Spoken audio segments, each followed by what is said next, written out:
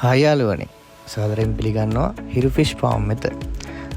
අපි අද කතා කරන්න යන්නේ අපගේ ගොවිපොළ තුල තියෙන එක මඩ පොකුණක් කුඩා සතුන් තැන්පත් කිරීම, එනම් ඇසිට්ටන් තැන්පත් කිරීමට පෙතම අපි කොහොමද මඩ පොකුණ සකස් කරගන්නේ කියන ආකාරය. එනම් සකස් කරනවා කියන්නේ අපි කතා කරොත් එහෙම කල්චර් කරගන්න කොහොමද කියලා තමයි අද අපි ඔයාලට පෙන්වන්න යන්නේ.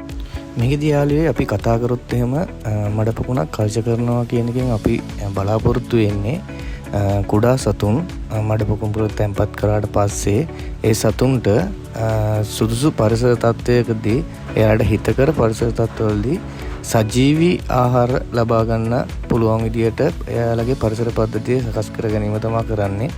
ඒකදී අපි බලාපොරොත්තු වෙනවා කුඩා සතුන් එනම් සති 2ක් සති 3ක් වයස කුඩා මත්ස්‍ය පැටවුන් පොකුණු තුරට තැන්පත් කරාට පසු සජීවී ආහාර ලබා දීමෙන් ඔවුන්ගේ වර්ධන වේගය වැඩි කර ගැනීමට බලාපොරොත්තු වෙනවා. මෙහිදී අපට හොඳ කෙටි කාලයකින් හොඳ වර්ධන වේගයක් සහිත සතුන් සහ නිරෝගීමත් සතුන් පිරිසක් ලබා ගන්න පුළුවන්. මෙහිදී යාළුවනේ අපි පළමු පිය අධීර වශයෙන් අපි මේ මඩ පොකුණු හොඳින් සුද්ධ පවිත්‍ර කරගන්න ඕනේ. වටේට තියෙන තනකොළ සීබවිලා තියෙන සීලම දේවල් කපලා ඉවත් කරලා හොඳින් මඩ පොකුණු සුද්ධ පවිත්‍ර කරගන්න ඕනේ. ඉන් අනතුරුව පළවෙනි පියවර වශයෙන් අපි මඩ පොකුණු හොඳින් වේලා ගන්න ඕනේ. පැය 24ක් පැය 48ක් වගේ කාලයක් හොඳට මඩ පොකුණ ඉරි තලනකම්, අපි කියන්නේ ඉරි තලනකම් හොඳට මඩ වේලෙනකම්ම වේල ගන්න ඕනේ. මේකත් එක්ක අවධියකට විස බීජනාශනය කරන ක්‍රමයක් තමයි. ඉන් අනතුරුව යාළුවනේ අපි හොඳට මේ මඩ පොකුණ වතුර එකපාරක් පුරවලා හොඳට මේ තෙත් කරගන්න ඕනේ පස.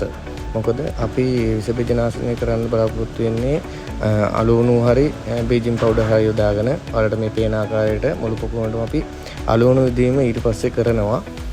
ඒකෙදී අලුණු වලින් සිදු කරන්නේ ජීවාණුහාරණයක්. ඒකෙදී පස්වල හොඳට තෙතමනේ තියෙන්න ඕනේ. ඒකින්ද අපි පොඩ්ඩක් මඩ පොකුණ එකපාරක් වතුර පුරවලා මේ වතුර අයින් කරලා පස් තෙතමනේ තියෙන වෙලාවට අලුණු විදීම සිදු කරනවා. ඔයාලට මේ පේන්නේ අපේ ගොවිපළේ තියෙන මඩ පොකුණට අලුණු යොදන ආකාරය. යාළුවනේ මෙන්න අලුණු යෙදීමේ මගින් අපි බලාපොරොත්තු වෙන කරුණු කිහිපයක් තියෙනවා. එනම් පසේ ඉන්න මඩ පොකුණේ ඉන්න පියාජනකයන් විනාශ කර ගැනීමට එකක් බලාපොරොත්තු වෙනවා. ඊට අමතරව අපි මේකේ කලින් මාළු දාලා තියෙනවා නම්, පරණ මාළු දාපු වලක් නම් ඒකේ අහිතකර මසුන් වර්ග ඉන්න පුළුවන්.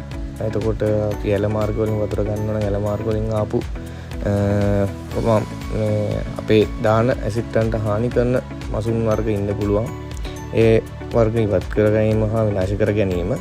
එතකොට කුඩා මසුන් මඩ පොකුණු කිරීමේදී අපිට විශාලම හානිය සිදු කරන සතුන් වර්ග ඉන්නවා. ගෙම්බන්, එතකොට කක්කුට්ටන් වැනි සතුන් වර්ග.